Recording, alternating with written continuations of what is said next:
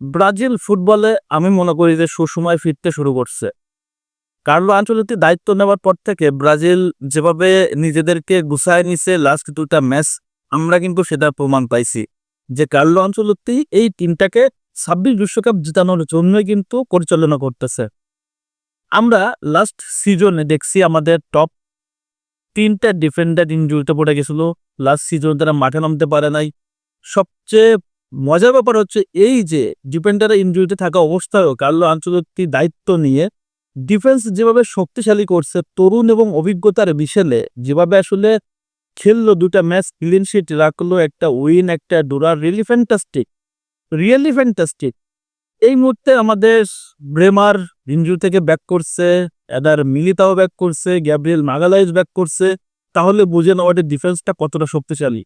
কারোর বিশ্বাস করতে কষ্ট হওয়ার কথা না যে বর্তমান বিশ্বের সবচেয়ে সেরা ডিফেন্স লাইন আপটা হচ্ছে ব্রাজিলের, কোনো সন্দেহ নাই। দেখেন, এদার মিলিতাও একটা পরীক্ষিত ফুটবলার, আমরা সবাই জানি তার পারফরমেন্স রিয়াল মাদ্রিদে কতটা দুর্দান্ত, এবং কার্লোর অধীনে either Militao long time Real Madrid থেকে সাপোর্ট দিয়ে যাচ্ছে। অপরদিকে আর্সেনালের ডিফেন্সের দেয়াল এবং আক্রমণের অন্যতম সেরা একজন কিন্তু এই গ্যাব্রিয়েল মাগালেস। সে যেমন অফেন্সিভ এবং ডিফেন্সিভ দুইটাই কিন্তু সমান পারদর্শী। প্রেমার একটা টপ লেভেলের ডিফেন্ডার, কোনো সন্দেহ নাই। এবং তার সাথে বর্তমান টিমে ব্রাজিলে যারা আছে, বিশেষ করে আলেকজান্দ্রো রিবেইরো, যে পারফরমেন্সটা লাস্ট 2টা ম্যাচে করছে, আমরা কিন্তু অবাক হয়ে গেছি যে ব্রাজিল ফ্যানরা আমরা একটা সিংহ পাইছি ডিফেন্সে। আমরা যেখানে এরিয়াল বলগুলোতে সবচেয়ে দুর্বল ছিলাম, সেট পিসে গোল খাইতাম, লাস্ট অনেকগুলো বিশ্বকাপের নকআউটে আমরা বাদ পড়ছি কেন ভাই?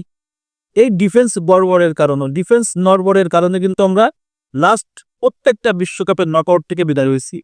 তো এই যে এরিয়াল বলগুলোতে যেভাবে দুর্দান্ত পারফরমেন্স দেখাইছে আলেকজান্দ্রো রিবেইরো, রিয়েলি আমাদের বিশ্বাস করতে সহজ হয়ে যাচ্ছে যে ডিফেন্সটা আমাদের অনেক বেশি সাহস দিবে ২৬ বিশ্বকাপে।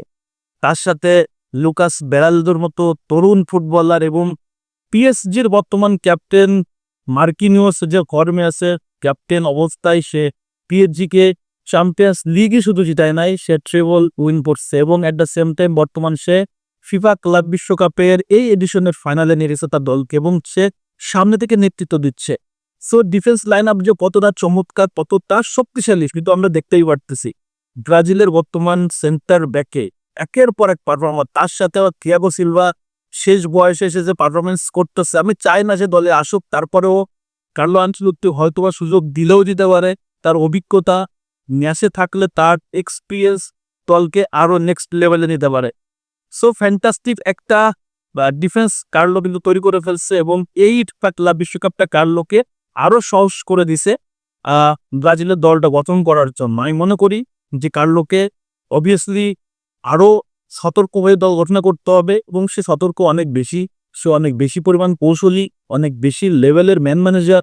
সে কিভাবে ম্যানেজ করতে সেটা জানে, অনেকগুলো ডিফেন্ডার থাকা অবস্থায় সে কিভাবে ডিফেন্স ম্যানেজ করতে সে ভালো জানে। তবে একটাই চাওয়া আমাদের, সেটা হচ্ছে লেফট ব্যাকে একটা পারফেক্ট সলিউশন দরকার, তাহলে ডিফেন্স নিয়ে আমাদের আসলে কোনো সমস্যা থাকার কথা না। কারণ রাইট ব্যাকে হেন্ডারসন, ওয়েজলি গত রাতে ফ্লামিঙ্গোর হয়ে যে পারফরমেন্স করছে ভাই, পাগলা।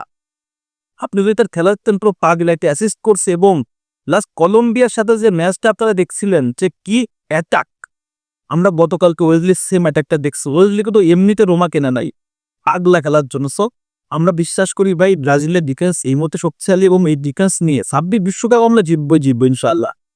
সো সবাই ইনজুরি থেকে ব্যাক করছে, সবাই ফর্মে আসছে ভাই, পাগলা খেলা হবে।